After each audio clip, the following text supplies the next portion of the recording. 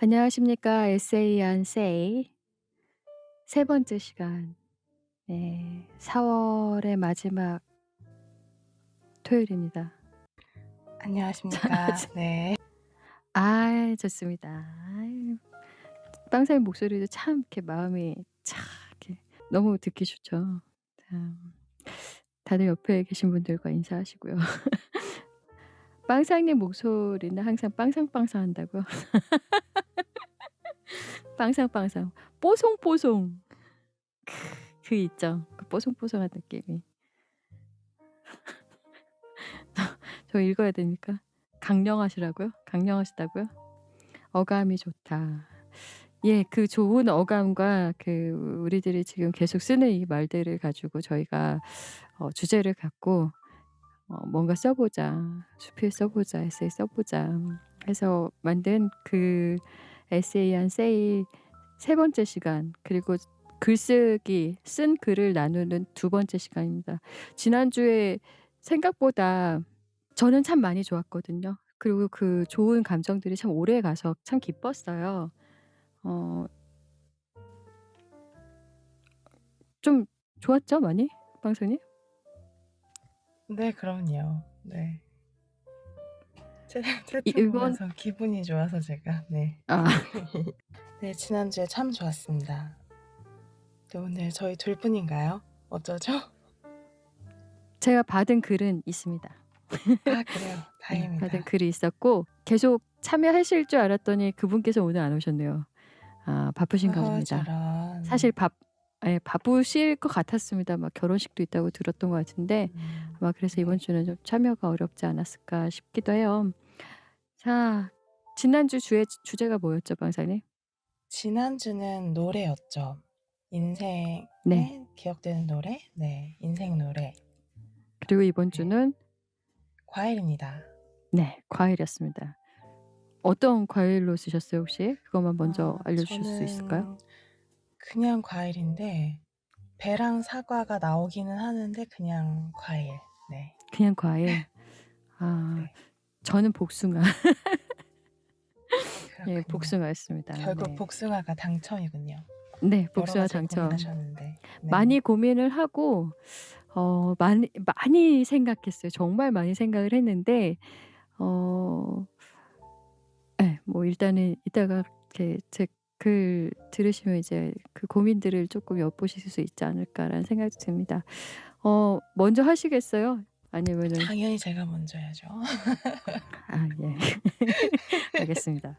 잘 듣겠습니다. 빨리 하고 마음 편히 듣겠다. 네. 네. 제목은 다디단입니다. 오늘 좀 짧습니다.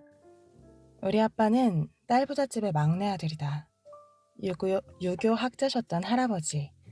덕분에 아빠는 집에서 너무나 귀한 아들이었다. 나와 오빠는 그런 귀한 아들의 자식이니 할머니께 너무나 큰 사랑을 받았다. 치매에 걸려 날 기억하지 못하던 날에도 어렸을 때 받았던 그 넘치는 사랑을 기억하기에 할머니의 무심함을 마음에 두지 않았다.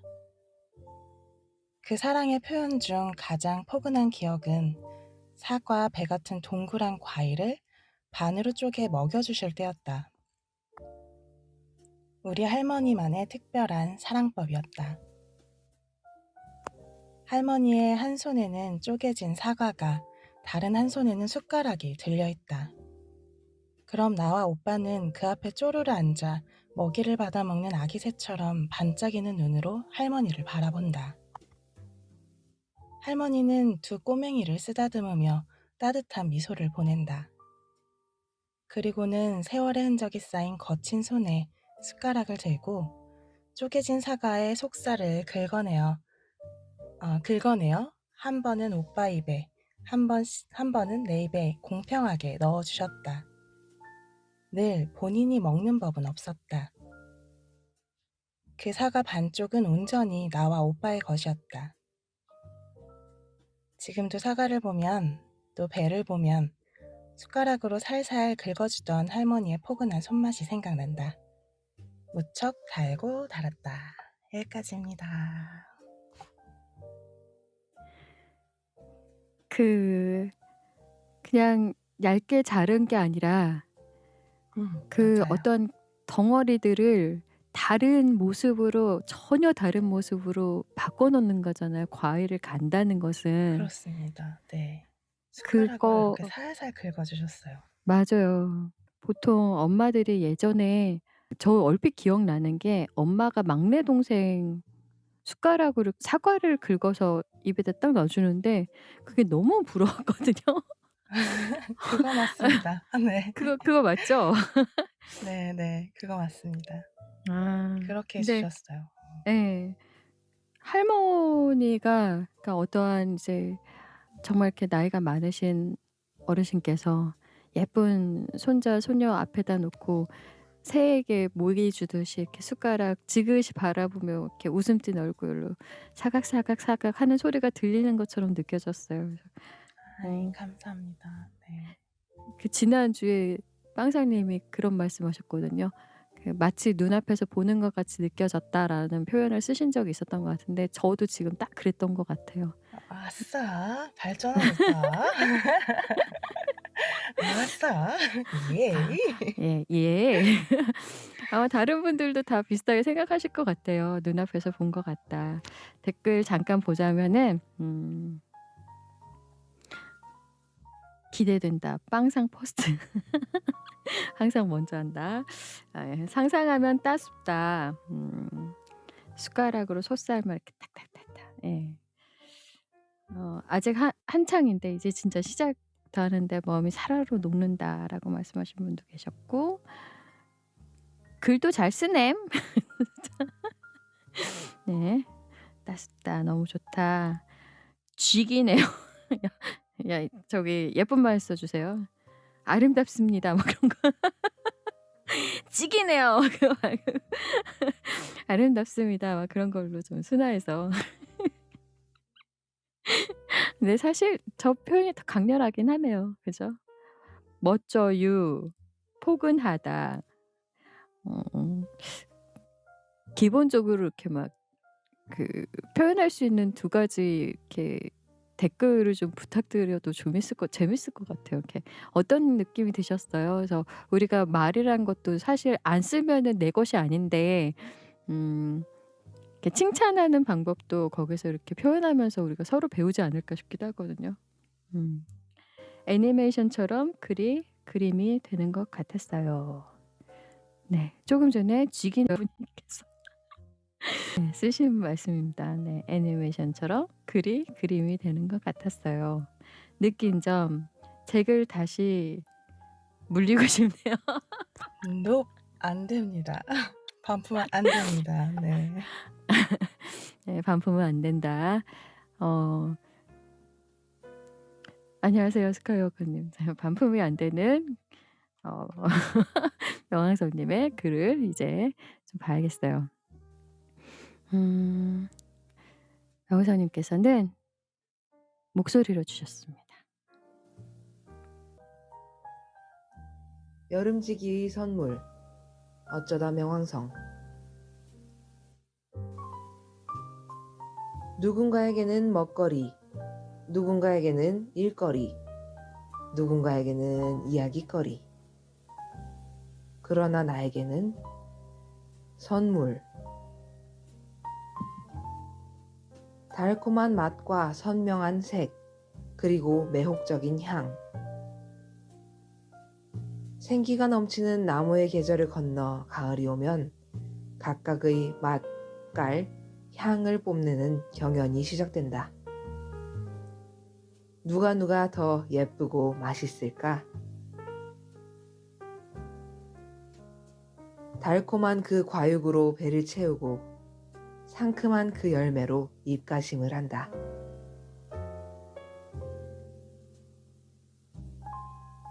뜨거운 나라에서 만난 망고와 파인애플도 시원한 계절에 만난 참다래와 배도 나를 배신한 적 없었다.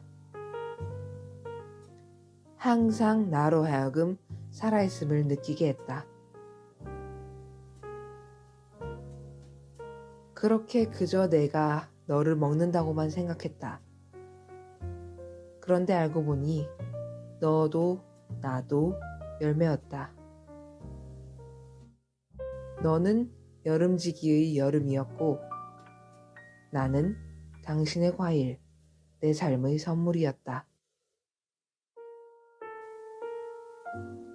아, 선물이라니. 상상만 해도 기분이 좋아지고 사랑받는다는 느낌을 주며 때로는 일말의 황홀감을 느끼게 하는 그것.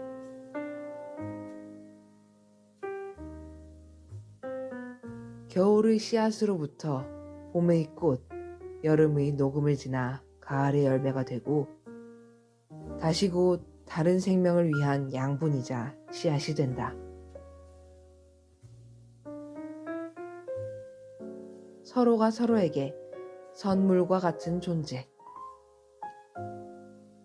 우리는 모두 누군가에게 선물이다. 그러나 이 선물 또한 다 때가 있는 법. 시련으로 가득 찬 사계절을 보내고 이제 바람이 된 그대. 비록 볼 수 없고 만날 수 없지만 그럼에도 불구하고 그대는 나를 성장시키고 있다.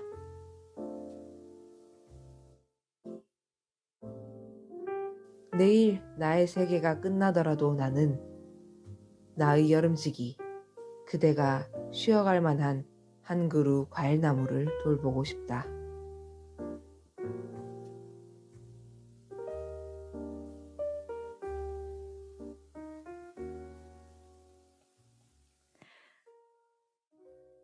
그 따뜻한 마음으로 세상을 바라보시는 게 딱 느껴지지 않았나요?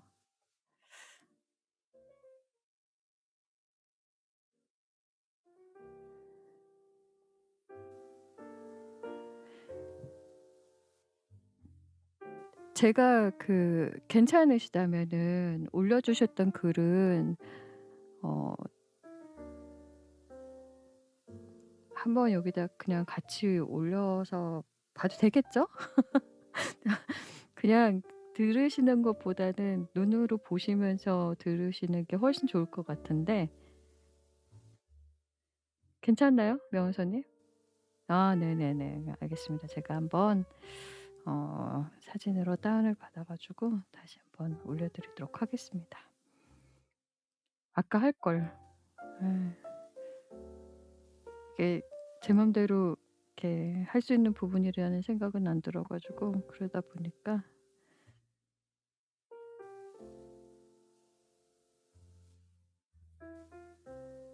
자 이런 글이었고요. 마치 이제 봄과 여름을 지나면서 가을까지 이제 사계절 안에 있는 그 과일이라는 의미가 이렇게 어떻게 느껴지는지 더불어서 행복해지는 듯한 기분이 딱 들었습니다. 먹거리인 과일을 가지고 어떤 시선으로 이렇게 바라보시는지 그쵸? 참 따뜻하게 들렸던 것 같아요.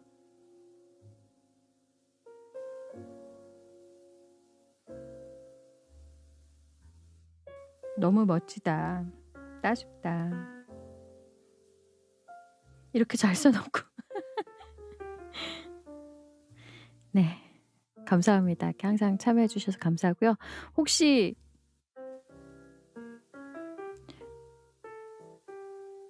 재빈 님 어디 가셨죠? 사라지셨네. 오는님 안녕하세요. 재빈 님 어디 가셨죠?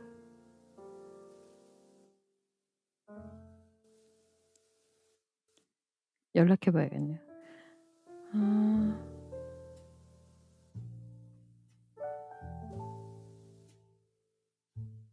물리면 얼마나 게 다시 나오는 거라고요? 자, 다들 좀 글들이 밝네요. 저는 조금 어둡습니다. 네. 저는 읽어 드려야겠네요. 빵빵이님 안녕하세요. 여름 끝이라는 제목으로 썼고요. 읽어 드리겠습니다. 여름 끝. 해마다 찾아온 여름 감기는 강렬한 태양과 대지의 열 속에서 맨몸을 드러낸 애벌레처럼 독했다. 옴짝달싹할 수 없던 시간 동안 홀로 돌보지 않은 무관심에 기어코 탈이 난 것이다. 고열과 통증은 곁에 없는 가족이 그리워졌고 외로웠다. 방바닥을 기어다니며 등골 시리게 했던 에어컨 바람이 떠올라 저절로 인상이 찌푸러졌다. 다시 한번 온몸이 움츠려졌다.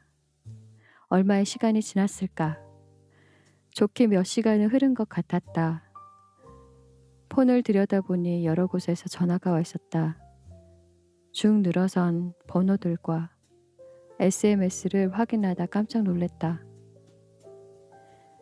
어제는 결근에 주말인 오늘도 홀로 밥도 못 먹고 누워있을 게 뻔하니 먹을 거라도 좀 사다 주겠다는 내용이었다. 흠칫 놀라 몸을 일으켰다. 신호가 가고 이윽고 친구의 목소리가 들렸다. 너 어딘데? 뭘 구시와? 지금 입맛도 하나도 없어서 뭘 못 먹겠어. 기어들어가는 목소리로 간신히 숨처럼 말을 뱉었다. 거의 다 왔다. 조금만 기다려. 2분이나 지났을까? 누군가 문을 두드리는 소리가 들렸다.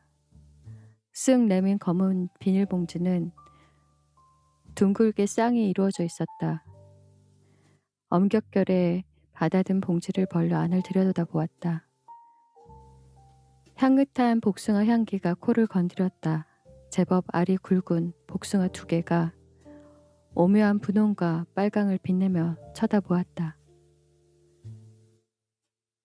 언젠가 지나가는 말로 아프면 복숭아가 먹고 싶어진다고 말했던 것을 기억하고 있었나 보다. 순간 눈앞이 흐려졌다.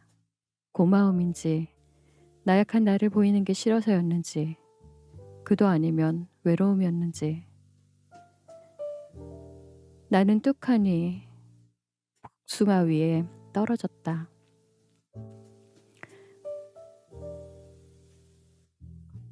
몸이 약해져 있을 때 마음도 따라가려 한다.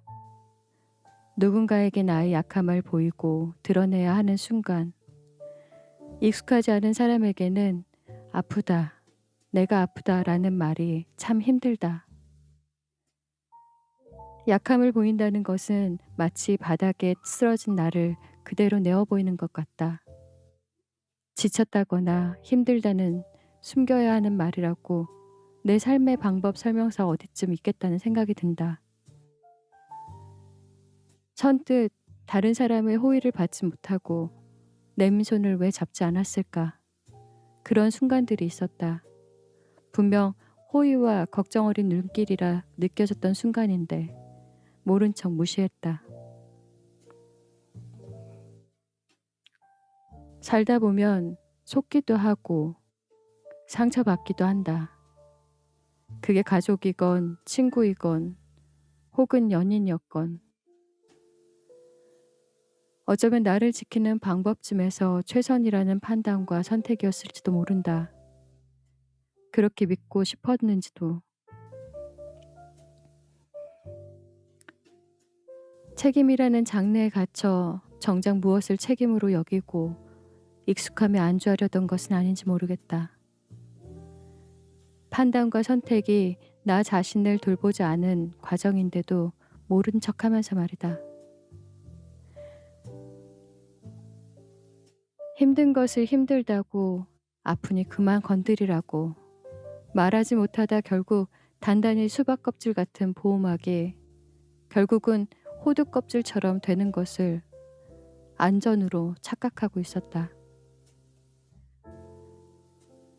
누르면 자욱이 생기는 복숭아 같은 나와 누군가는 수박 껍질을 뒤집어 썼어도 나와 누군가는 수박 껍질을 뒤집어 썼어도 복숭아는 복숭아인데 둘러보면 안전한 보호캡이 있다.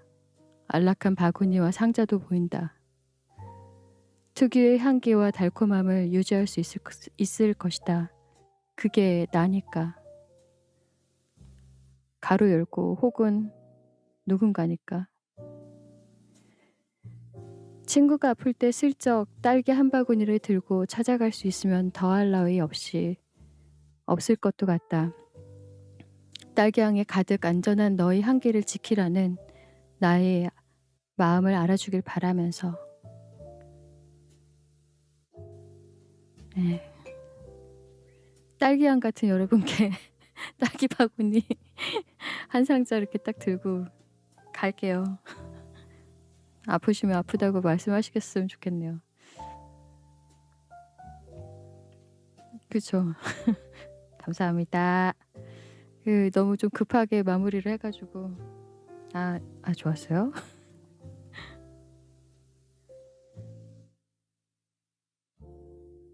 산문시 같았어요. 망고 좋아하세요? 민군디가 망군디 아니에요? 자. 그게 아니었나 싶은 생각이 지금 문득. 불커님 글 잘 써서 배 아파요? 딸기 달라고요? 설빙 가서 딸기 빙수 같이 먹죠 나중에. 자. 이제 곧 복숭아철인데 올해는 커피님 덕에 하우스 복숭아라도 덥석 사 먹어야겠어요. 저는 그때 그 친구가 너무 고마웠어요 진짜. 그 친구의 그 행동 때문에 제가 이렇게 마음을 열었던 기억이 나요. 이게 사람이 사람을 받아들인다는 것에서는 생각보다 되게 굉장히 단순한데 그게 그 타이밍이 굉장히 중요한 것 같아요. 예. 감동하게끔 해 주는 어떤 타이밍에 내가 힘들고 지쳤을 때 이렇게 문득 아무것도 아닌데 양보해 주는 혹은 뭐 그런 거 있잖아요. 안전하게 느끼게 해 주는. 예. 고마웠어요. 이게 그렇게 살피고 기억해 주는 심성을 가진 누군가가 옆에 있다는 건 어떻게 보면 좀 복인 것도 같아요. 그쵸? 예. 중요한 거는 그러고 나서 저도 쓰면서 다시 한번 느꼈던 것 같아요. 그때의 모습 그때의 기억들을 이렇게 끄집어내면서 어 나보다 내 복숭아 같은 나라고 한다면은 정말 그래도 썼지만 딸기 같은 누군가들도 있잖아요. 정말 겉껍질이 아무것도 보호가 되지 않는 친구들이 있거든요. 알맹이 그대로 있는 사람들이. 우리 주변에 생각보다 많을 거예요. 그분들이 어 이렇게 좀 뭐라 그럴까요? 겉으로 봤을 때는 음 강해 보이고 그거랑 상관없이 저 사람은 생각보다 굉장히 이렇게 감정이란 것에 그대로 노출이 되고 티가 나는구나. 근데 그게 사실은 어떻게 보면은 살아가면서 내가 얻지 못했던 보호막들이 이렇게 확 보호받지 못한다는 생각이 들어서 더 이렇게 날이 서 있는 게 아닌가라는 생각도 들거든요. 진짜? 어. 어. 아. 음. 나중에 이 캐스트 들으시는 분들이 어와 우와 무슨 말인가 하겠네요. 읽어 드릴게요. 읽어 주실래요, 빵사님? 제가요? 저 이렇게 막 네. 마이크 켜고 얘기해도 되나요? 저 그럼요. 자제하고 있었어요. 괜찮습니다. 어디부터 읽어야 할까요? 네, 일단 딸기? 딸기 얘기들이 예. 나왔네요. 네, 불커님이 "너무 잘 써서 모두에게 딸기를 달라." 이런 문의가 있었고요. 그리고 어제 만났던 친구가 자기한테는 굉장히 딸기 같은 친구가 있나 봐요. 음. 순수하고 착한 친구인데 자기만 안다. 근데 지금 이렇게 말하는 이분도 네. 복숭아, 딸기 뭐 그 중에 하나가 아닐까. 네. 힘내라. 너도 만만치 않아. 그래, 맞아. 어.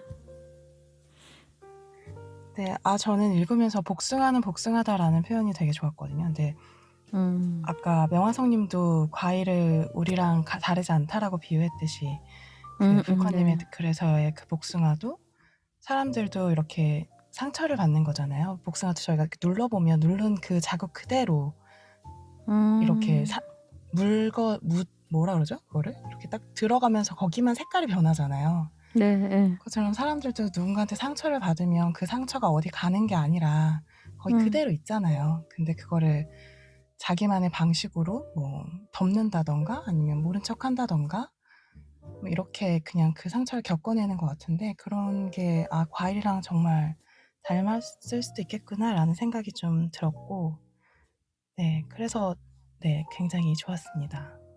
복숭아는 복숭아다에서 울컥했네요. 그게 뭐라고. 네.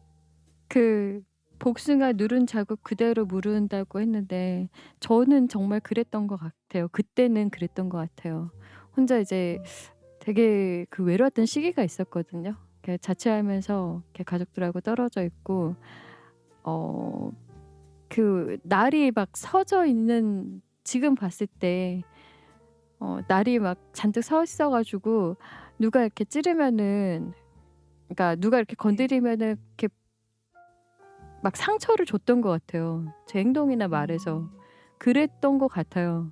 근데 그 복숭아를 사다 준 친구는 그냥 온전히 그냥 저를 봐줬던 것 같고 맞아요. 이게 제가 서로 배우는 것 같습니다. 예. 맞아요. 내 마음이 준비가 되어 있지 않으면 주변에서 도움을 줘도 그거를 잘 알아차리지 못할 때도 되게 많거든요. 모른 그런 척하는 것 것 같아요. 같아요. 제 맞아, 경험을 맞아. 봤을 때는. 그냥 내가 그걸 받는 순간 나는 세상에서 무너질 것 같은 두려움도 느껴지고 더 이상 내가 내 나는 상황을 인정하는 것 예, 같고. 그쵸. 네, 그렇죠. 참 외롭고 힘들게 지금 이렇게 청춘들이 많잖아요. 그렇게 사시는 분들이. 사실 이렇게 하고 싶은 말 다 하는 것 같고 남한테는 관심이 없는 것 같이 세상을 산다고 하지만 막상 지금 우리가 MZ라고 부르는 그분들도 나와서 보면은 공부했던 그 환경과 너무 다르고, 그리고 예, 어울려 사는 게 쉽지 않으니까 점점 어떻게 보면은 말이나 행동에서 나를 지키려고 하는 그게 수단이나 방법이 되는 게 아닐까라는 생각도 든 적이 있거든요. 사람이 다 마음이 전해집니다. 내가 좋은 감정으로 누군가를 바라봤다면 예, 그 눈이 아름답게 바라보려고 하는 눈인지, 혹은 의아하고 그냥 단순히 호기심에 찾는데 어떠한 비난이나 그런 것들이 섞여 있는지 다 아는 것 같아요. 네, 민구님 덕에 빵 터졌네요. 네.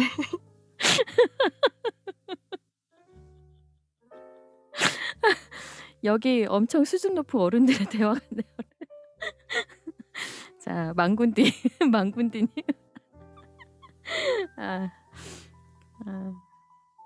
아, 그래요? 아, 아이고, 뭔가 조금 부끄럽긴 하네요. 예, 이런 얘기합니다. 이런 얘기하고요.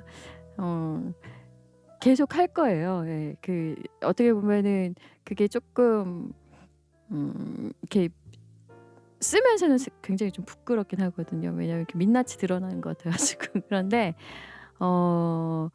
모르겠습니다. 그냥 이게 그래도 이렇게 우리가 잠깐이라도 누군가 돌볼 수 있는 마음의 여유가 생긴다거나 어떤 기억들에서 그때가 좋은 그런 기억이고 그게 지금에 있어서 굉장히 어떤 마치 걸음처럼 혹은 어떤 양분이 되어 가지고 아주 밑바닥 뿌리부터 올라오는 거라면은, 우리가 지금 그래서 그 꽃을 피우고 과일을 맺는 과정이라 그러면 기꺼이, 네, 이렇게 이런 작은 나눔들이 좀 좋은 거 아닌가요?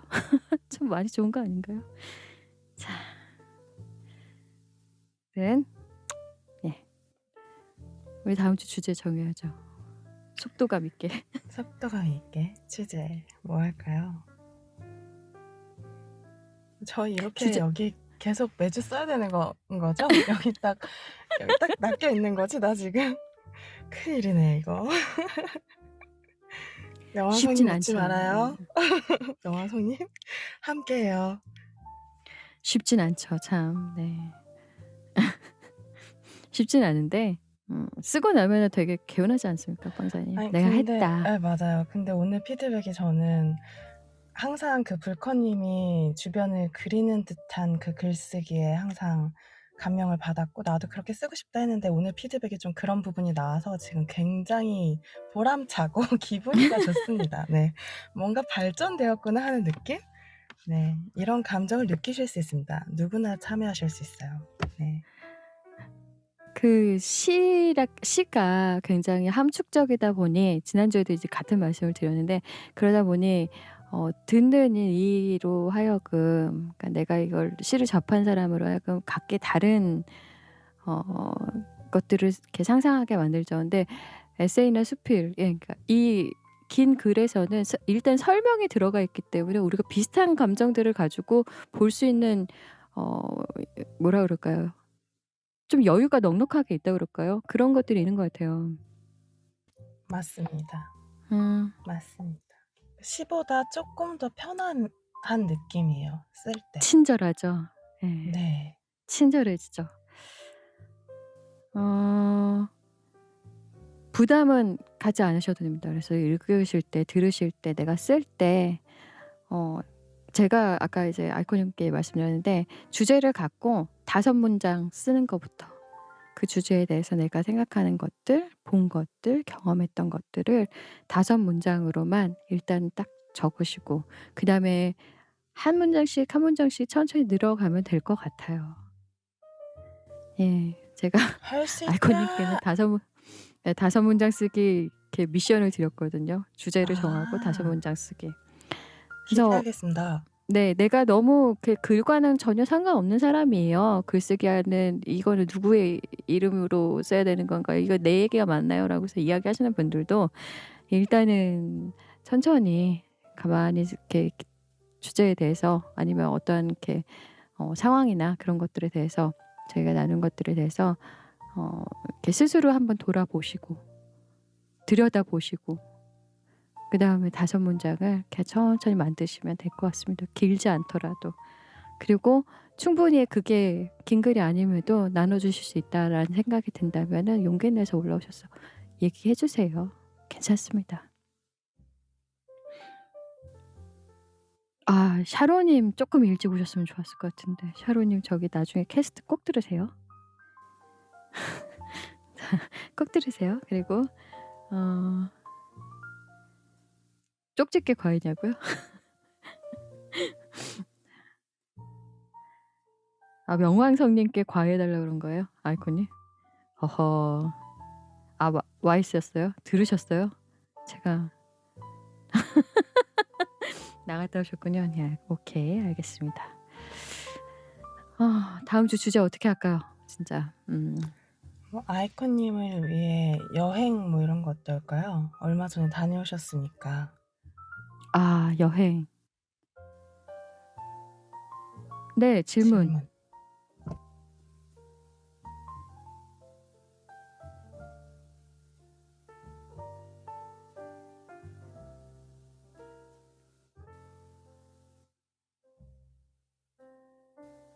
질문.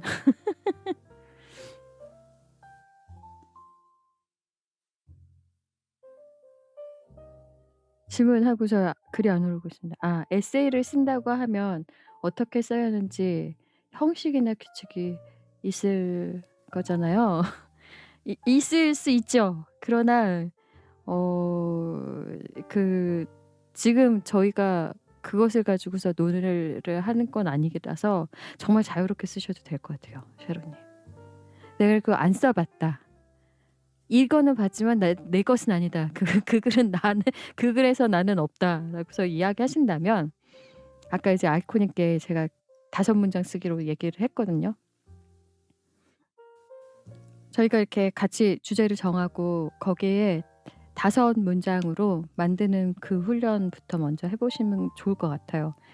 가만히 들여다보고 내 기억에 어떤 것이 떠오르는지, 그리고 내가 어떤 것들을 경험을 했었는지, 혹은 내가 어떤 시각으로 바라보고 있는지, 그래서 지금의 내 감정은 어떤지, 그냥 그 정도만 하시고 생각해 보시고 단어 같은 것도 적어 보시고 그다음에 이렇게 쭉 문장을 만들어서 이어가시면 되지 않을까 싶어요.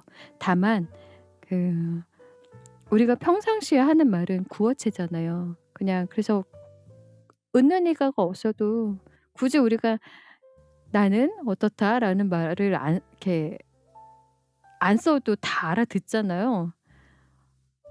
지금 너무 배고파." 그럼 내가 배고프다는 얘기잖아요.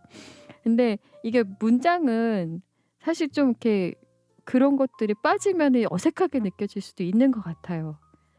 그래서 그 부분만 여러 번 읽어 보시면은 분명히 답이 보일 거예요. 왜냐하면은 다 압니다. 우리 배웠던 것들인데 잊고 있어서 그런 거거든요. "이거 써 오면 읽어 주시는 거예요?" "오케이." 네. 감사잖아요. 걱정하지 마세요. 읽어 드릴게요. 올라오셔서 읽으셔도 됩니다. 똑같은 말 했어요. 찌찌뽕. 네. 음 그쵸.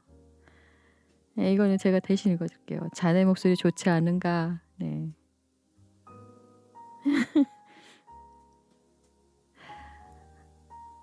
제가 오늘 좀 말이 빠르죠?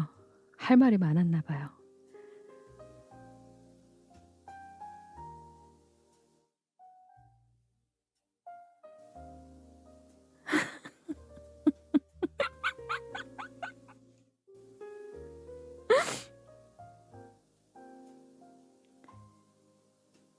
방토는 자 꼭 저런 분 계시죠? 방토는 과일이었던 건가요? 내가 방토는 하는 순간 일단 무슨 말을 할지 이야기 들으면서 방토가 떠오르네요. 채소 맞죠? 채소죠.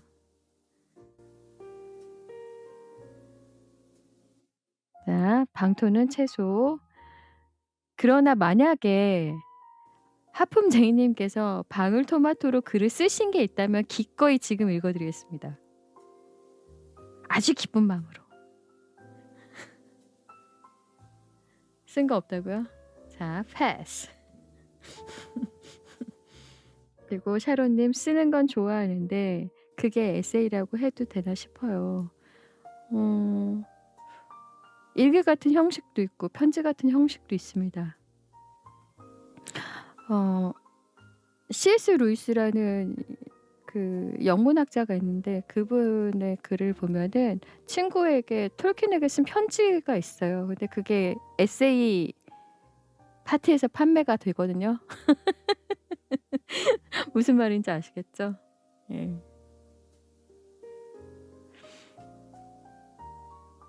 음. 어떠한 형식에 너무 이렇게 걱정하지 마세요. 네. 우리가 시도 지금은 그 해체시 막 그래서 정말 재밌는 시들이 많거든요. 네. 자율 산문이니까. 그쵸. 뭔 말인지 모르겠다고요? 자, 편지 글인데 에세이 카테고리에 있다. 아.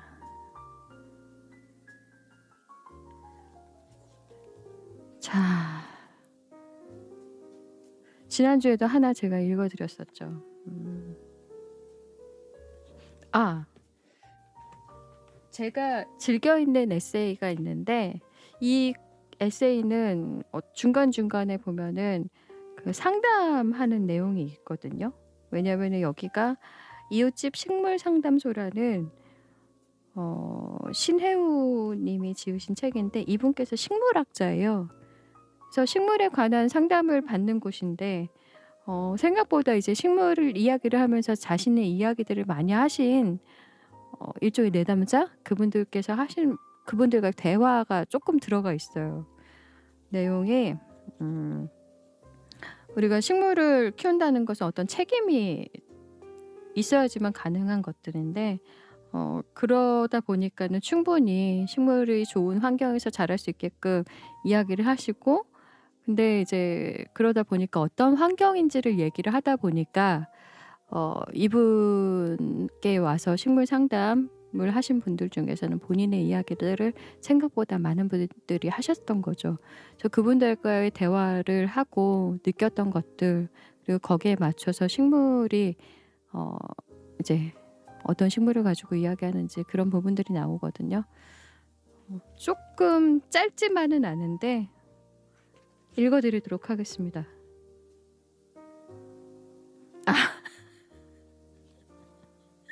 제가 이 책 좋아해 가지고 그때 추천해 드렸었죠. 생각보다 괜찮더라. 읽으셨습니까? 리얼님?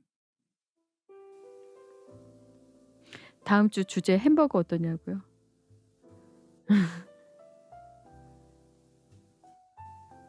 양상추, 치즈 피클, 양파까지 빠라빠빠빠. 아, 여행하지 말고 햄버거 하자고요?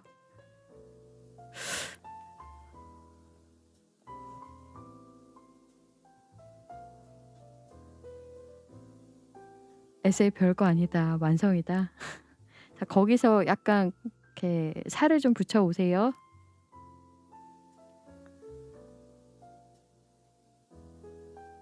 여행이 나을 것 같다. 햄버거는 감성이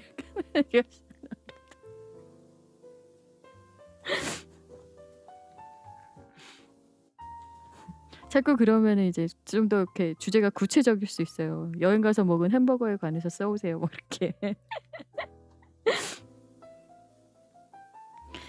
자, 제가 읽어 드리는 동안 좀 고민해 보시고요. 그다음에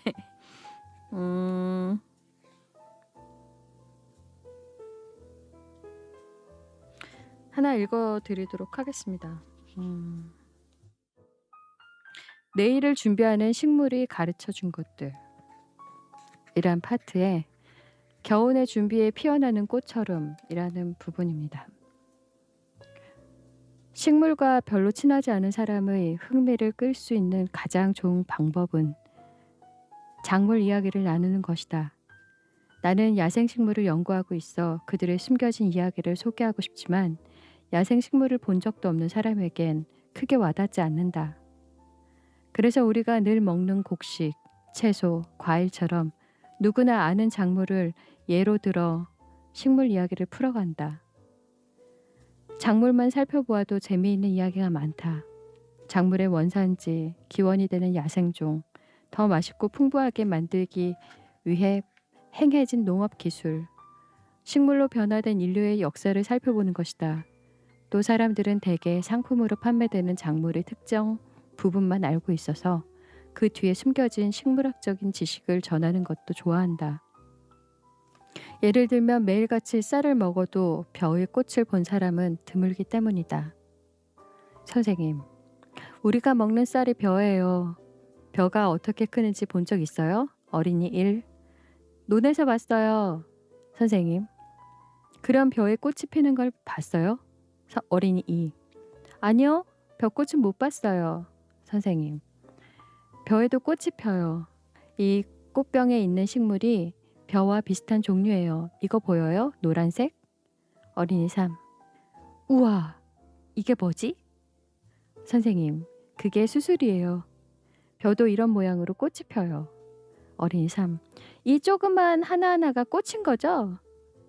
선생님, 네, 하나하나가 꽃이에요.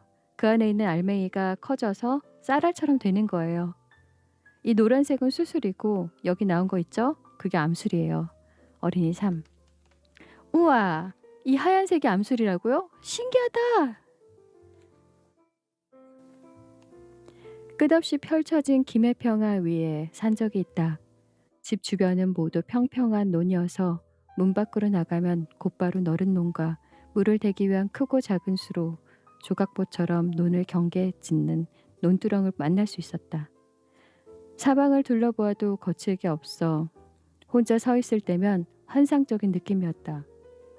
멀리서만 바라보면 논은 비어 있거나 초록색 혹은 황금색으로 덮여 있는 정적인 모습이지만 논 위에 살면 논이 시시각각 끊임없이 변하는 역동적인 장소라는 걸 안다.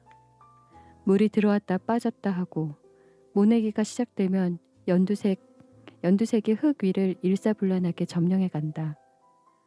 벼가 꽃을 피울 때면 그 너른 논이 모두 꽃밭이라는 걸 알았고 황금색으로 출렁이기 시작할 때는 나달이 얼만큼 단단해져야 농부가 결단을 내리는지 지켜보았다. 평야 위로 먹구름이 하늘 가득 흘러 갑작스레 어두워진 어느 날 나는 그 구름을 구경하러 논으로 나갔다. 큰 수로 옆으로 트랙터가 지나다닐 수 있는 넓은 논두렁이 있었는데 거기에 서서 양옆으로 펼쳐진 장관을 만났다. 그것은 고흐의 까마귀가 나는 밀밭 그림보다 더 굉장했다. 까마귀와 까치가 막 추수를 마친 논 위에 새까맣게 앉아 있었다. 히치콕 감독의 영화 새 속의 장면처럼 무서웠는데 나의 등장으로 일제히 날아오른 새들은 먹구름을 완전히 까맣게 덮었다.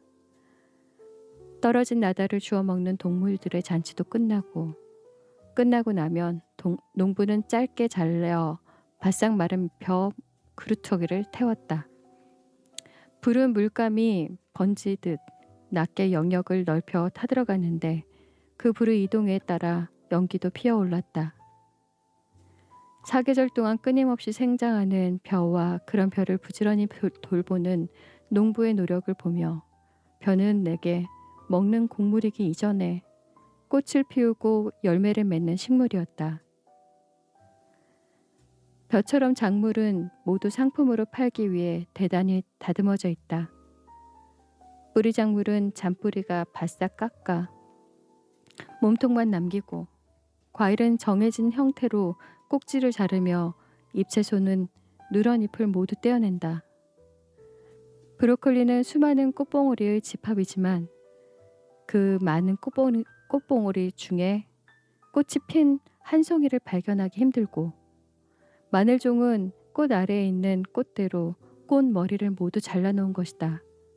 그러나 크게 눈에 띄지 않거나 먹어도 상관없는 경우에 다듬지 않은 작은 조직과 흔적으로 작물은 자신이 식물임을 드러내고 있다. 그런 예로 종종 딸기를 설명한다. 여기서도 딸기가 나오네요. 딸기는 장미과에 속하는 식물로 열매의 구조가 특이하다.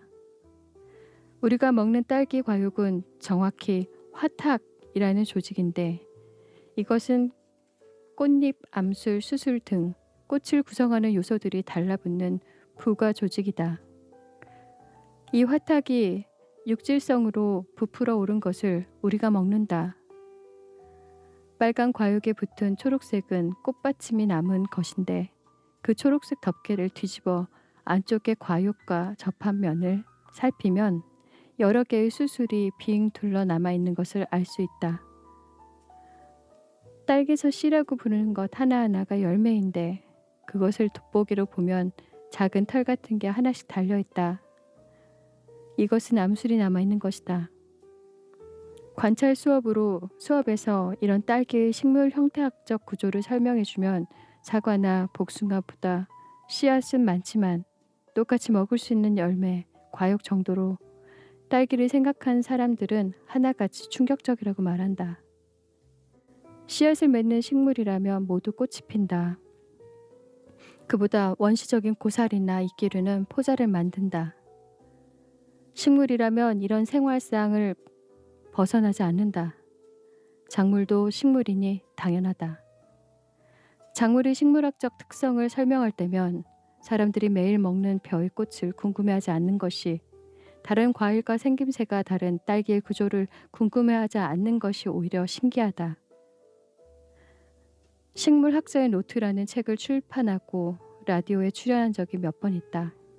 한 번은 라디오 DJ가 방송이 끝나고 개인적으로 책에서 겨울론 내용이 기억에 남는다고 이야기했다.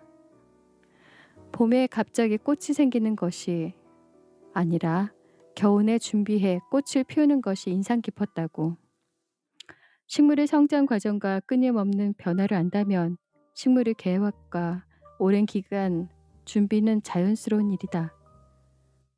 식물의 입장에서 성장이 지연된 겨울이 지나자마자 급히 꽃을 등장시킨 건 불가능한 일일 것이다. 겨울눈은 늦여름부터 만들어진다. 겨울눈을 잘라보면 이미 내년에 피울 꽃과 잎을 작지만 완벽하게 만들어 놓은 상태다. 봄에 환상적으로 홀연 등장한 듯 보이지만 꽃은 아주 오랜 시간 준비한 노력의 결과다.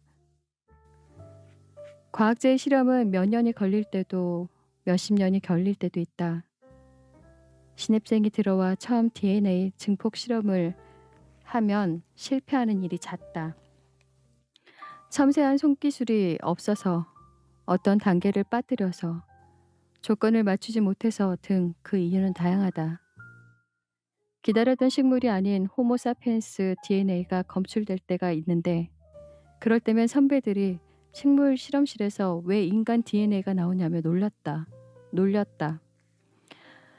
그러나 이런 초보자의 우순 실패도 거듭되면 의기소침해지기 마련이다. 게다가 점점 복잡한 실험과 분석을 이어가다 보면 실험의 실패가 어디에서 일어난 것인지 원인을 찾지 못해 큰 좌절을 맛보기도 한다. 새로운 연구 결과를 처음 발표하는 게 논문이기에 논문을 쓰는 모든 과학자는 일종의 개척자다. 그래서 실험의 실패 원인을 누구도 찾아줄 수 없을 때가 많다. 그럴 때는 또 한참 실험과 관련된 분야의 논문을 읽고 조건을 바꿔 새로 시도해야 한다. 문제를 해결하겠다는 집요함과 창의성이 없다면 실험은 계속 실패한다. 꼼꼼히 실험 과정을 기록해두지 않으면 실수가 반복되기도 한다. 시간이 흐르면 어느 순간부터 지극히 냉철해져서 실험의 실패에 크게 개의치 않고 흔들리지 않는다. 그렇게 좌절하지 않는 초월의 단계까지 이르러 모든 데이터가 얻어지고 논문이 완성된다. 과학자의 좌절은 논문에 적혀 있지 않지만 논문을 보면 과학자의 길고 고된 노력이 보인다. 아마 과학이 아닌 어떤 분야라도 그럴 것이다. 끊임없이 생장하고 준비하는 식물처럼. 또 그에 맞춰 계획하고 움직이는 농부처럼. 아무것도 저절로 갑자기 등장하거나 이루어지지는 않을 것이다. 저희가 논문을 바로 낼 수는 없겠지만 하나하나 모여가지고 분명히 식물이 성장해 가듯이 꽃을 피우는 날은 있을 거라고 생각하거든요. 자, 걱정하지 마시고 초독이다 보니까 많이 버벅거렸는데 자, 네. 처음부터 좋은 글을 쓰면 참 얼마나 좋겠습니까? 그러나 우리는 천재가 아니잖아요. 그죠? 우리 오래 썼던 사람들도 아니고 작가도 아니고 다 모릅니다. 그런데 제가 아침 시선에서 항상 이야기했던 것 중에 하나인데 그죠, 빵사님?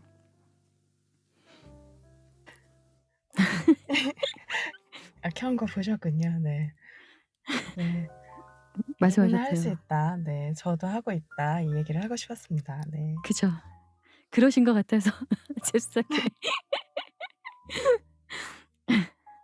이게 다 마찬가지인 것 같아요. 사람과 사람과의 관계도 그렇고 작은 그 땅속에 어떤 씨가 이렇게 내려서 우리 그 네이버 카페에 보면은 그 카페의 성장이 이렇게 식물과 관계되어서 이렇게 커지는 거 보신 적 있죠? 뭐 네이버에 계시다면 한두 개는 가입해 있지 않겠어요? 옆에 보다 보면 어떤 건 나무기도 하고 어떤 건 씨앗이기도 합니다. 자, 우리 똑같다 말씀드리고 싶고요. 걱정하지 마시고 5줄 쓰기든 혹은 형식이 어떻든 간에 자유롭게 쓰시고 바라보셨으면 좋겠어요. 그 읽는 동안에 제가 댓글을 하나도 보지를 못해 가지고 아 햄버거 얘기가 끝났군요.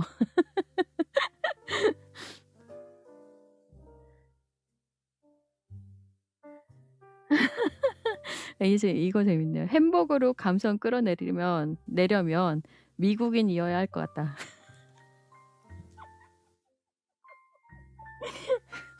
예. "미국인 소울푸드하다." 예. 그래 우리는 한국 사람이어 가지고 한국 사람도 햄버거는 먹지만 좋습니다. 그러면은 여행 가서 먹은 햄버거 하자고요. 어 구황작물 얘기 나오고 글의 힘. 리알님 이런 뭐죠? 이런 이런 뭐였죠? 아 좋습니다. 습작. 하품쟁이 님의 습작을 저기 그 시선에 올려 주실 수 있을까요? 시선에 올려 주시면은 빵사님이 좀 읽어 주세요.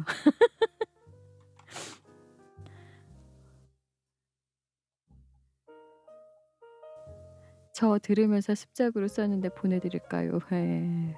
보내 주시고요. 빵사님께. 네. 왔습니다. 부끄러우니까 톡으로 보낼래요. 네. 받았어요. 네네. 제목은 방울토마토네요. 네. 아까 방토 얘기하시던 글이 있었군요. 잘 듣겠습니다. 네. 아주 늦은 친구 집들이를 가게 된 날이었다. 소금빵, 에그타르트, 애플파이 등 먹을 게 많았지만 그 중에 눈에 들어온 건 방울토마토였다. 스테비아? 처음 듣는 이름에 먹었는데 너무나도 달았다. 하지만 몇 개 먹고 나니 그때 함께 먹던 방울토마토가 생각이 나 꼭지를 떼어내던 손을 멈추었다.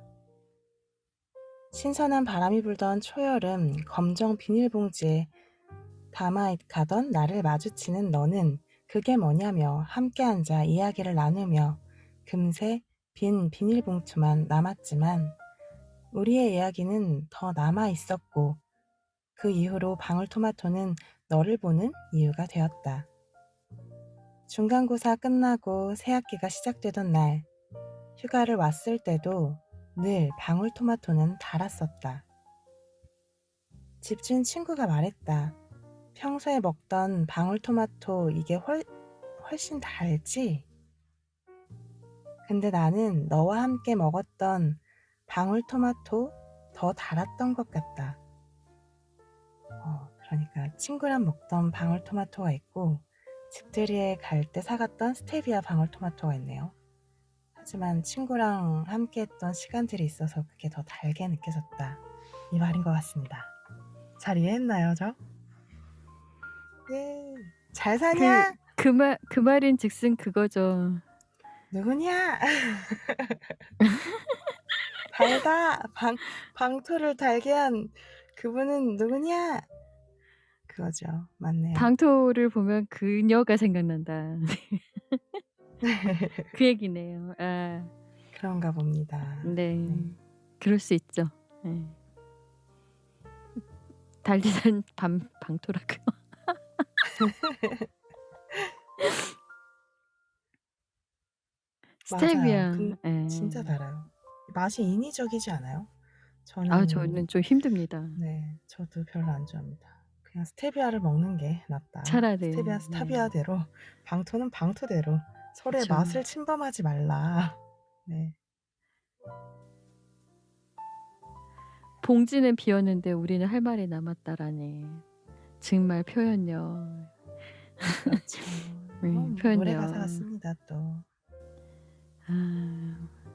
방울토마토를 보면 왠지 저는 이제 스트로님이 생각이 날 것 같네요.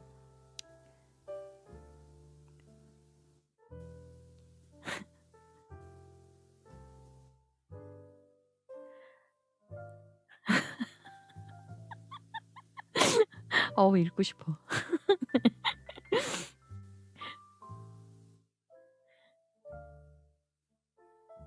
자 여기 이렇게 서로에 대해서 굉장히 이제 예쁘다, 곱다 칭찬해 주시는 장인데 다음 주 주제는 어찌 되었든 그러면은 그 햄버거는 아직 우리의 정서에 맞지 않으므로 여행으로 하겠습니다. 네. 다음 좋습니다. 주는 여행 여행으로 하고요. 당첨.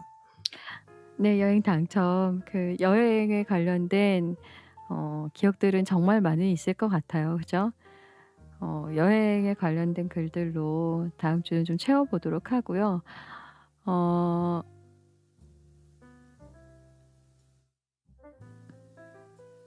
점점 능청스러워진다고요? 저요? 아니, 민굴님 말하는 것 같습니다. 말 안 하려고 네. 그랬는데 빵사님이 아이고, 눈치가 없었네. 아 웃기다. 자, 우리 그 아까 곱다 곱다 예쁘다. 네. 이후에 이제 민굴님의 이야기가 나왔었네요.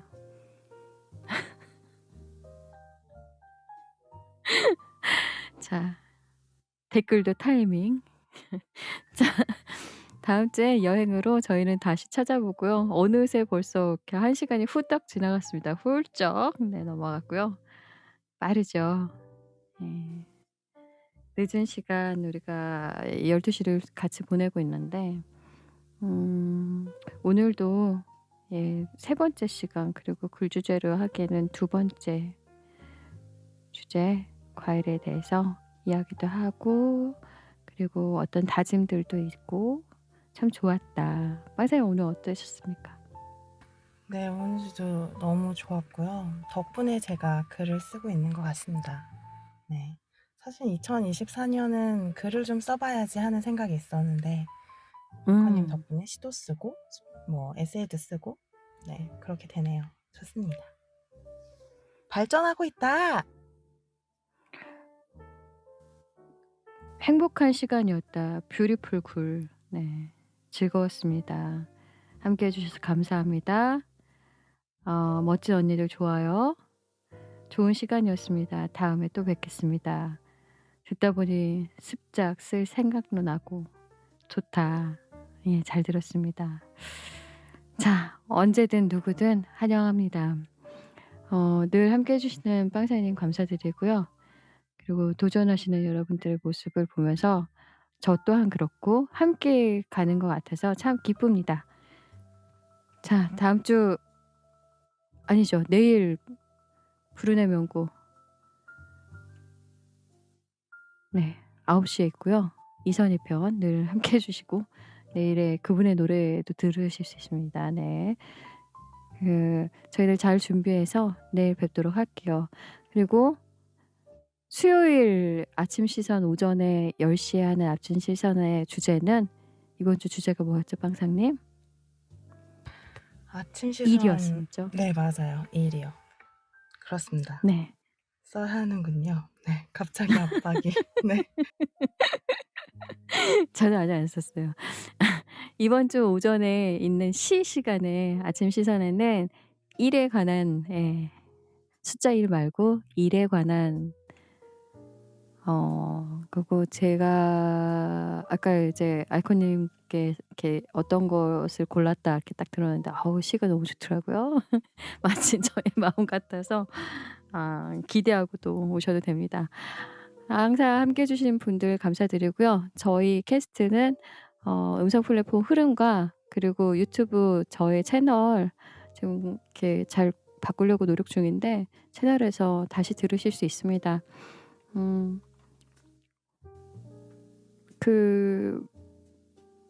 뭐든 멈춰 있는 것은 좋지 않은 것 같아요. 저희가 한 글자 늘어나고 한 글자 늘어서 이렇게 시도 만들고 에세이도 쓰고 그리고 그렇게 움직이고 쓰고 생각하는 만큼 저희들 삶도 윤택해질 거라고 생각합니다. 늘 감사드리고요. 다음 주에 뵙겠습니다. 내일.